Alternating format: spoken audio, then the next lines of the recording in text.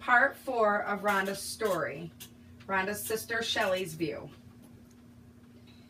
Shelly, what did you see on November 30th when you got to Rhonda's house? Can you describe what she was acting like and how did she look? Well, when I first, I was here with her, helping her fill out some paperwork, and she just kept, like, going in and out, like she was, it was really hard for her to stay on task, so I kept having to repeat the questions. I was getting a little annoyed with her, but she was having a really hard time with that. It's like she was kind of lethargic and less, you know, like, lifelessness and whatever, listlessness, whatever you call that word.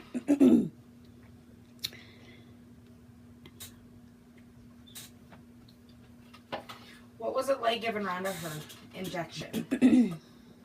Well, that was pretty interesting. She actually gave the shot to herself, but she was, it was really, really painful, and I kept saying, can I call the ambulance now? Can I call the ambulance now? Because she needed to go to the hospital.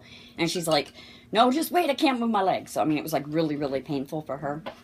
So finally, we were able to call an ambulance. It was probably took a good 10-15 minutes before she could even attempt to get up so that I could help her get to the couch so that the ambulance could come in and get her out easier.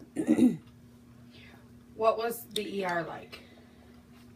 Well, first, I have to say, prior to getting to the ER, when you call an ambulance, you call 911 for a person with adrenal insufficiency, you need to specify they are steroid dependent, because I had a heck of a time making this woman understand I was following protocol. Like, they get the injection, and then you're to call 911. They are to go to an emergency room to be evaluated. Even if they don't want to go, that's protocol. Well, the 911 lady had no idea what I was talking about. What is adrenal insufficiency? Is she conscious? Is she breathing? I'm like, yes, ma'am, she is breathing and she is conscious, but she has had her hydrocortisone shot and her emergency shot, and I'm following protocol. She needs an ambulance. And she just kept asking me repeatedly, well, is she breathing? I'm like, yeah, she's breathing. Yes, she's conscious. But, you know, it was just a runaround. So make sure when you call that you tell them that that the person is steroid dependent and they needed the shot or they'll die. So you're following protocol. I just wanted to put that out there. So back to your question. What was it again? What was it like at the ER?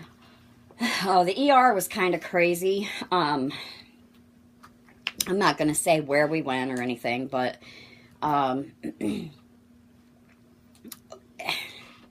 it was like, there's a sheet that you have which tells you, I think it's right here. Let me grab it. Maybe. No, it's not. Well, anyway, it's in the clipboard, but there's a sheet that we have that that the hospital, you're supposed to take with you by the ambulance or however you go. And they're supposed to follow it, which means that they need to give her more hydrocortisone and get her stabilized. Well, they didn't know what it was, and they were giving us a runaround, and they didn't understand, and they didn't follow the paper. I mean, we gave them the paper, and then they're like, well, what paper? And the nurses kept saying, what paper? What paper? And then finally, like, nobody was telling us anything. So we're sitting there and we're waiting, and she's like in and out of it. We get in, some nurse comes, throws a file up on top of Ronda and said, I'm taking you upstairs. I'm like, what? What do you mean you're taking her upstairs? Is she being admitted? Like, she's like, yeah, she's being admitted. I'm like, well, it was nice if anybody would come and tell us. You know, they didn't even bother to tell us she was being admitted. So then they take her upstairs. And that's a whole nother story.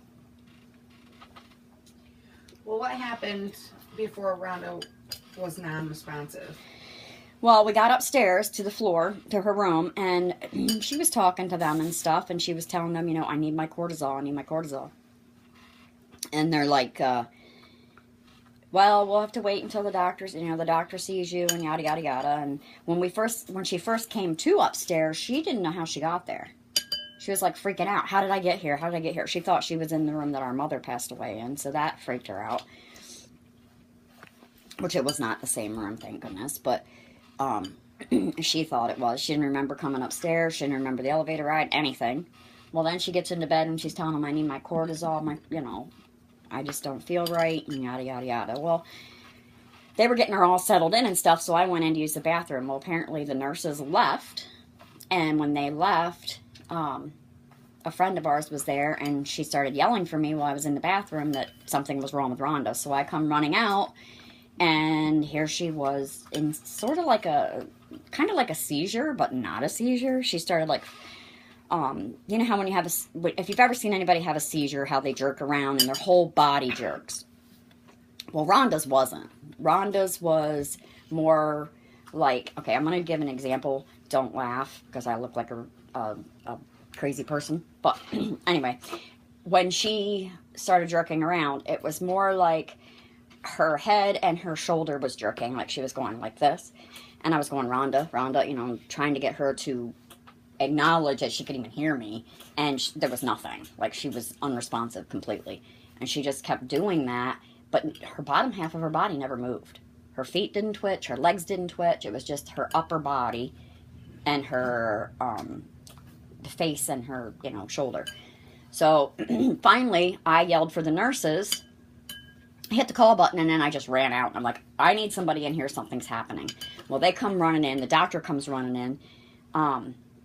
They started checking her with a flashlight because they couldn't find, their little light. So they got a normal flashlight, and we're like checking her eyes and trying to get her to come to and stuff. And she was out of it probably a good 15, 20 minutes. Yeah. And then when she came to, she had no remembrance or recollection of any of it. Can you tell me, how is it for you to see your sister go through this? It's scary because with Addison's, it's like you don't know from one minute to the next. Like, one day she's good, she can get up and come to the living room, and then other days she can't get out of bed. So it's really scary. And when she went in on December 2nd, that was the scariest. When my niece FaceTimed me and said, showed me a picture of how she was, and I was like, oh my God, she's having a massive stroke. Call 911, because that's what it looked like. She couldn't talk. You couldn't understand her. I mean, it was bad. It's very scary. Very scary. So you'd say this is a life debilitating? Oh, definitely. Definitely life debilitating. Yep.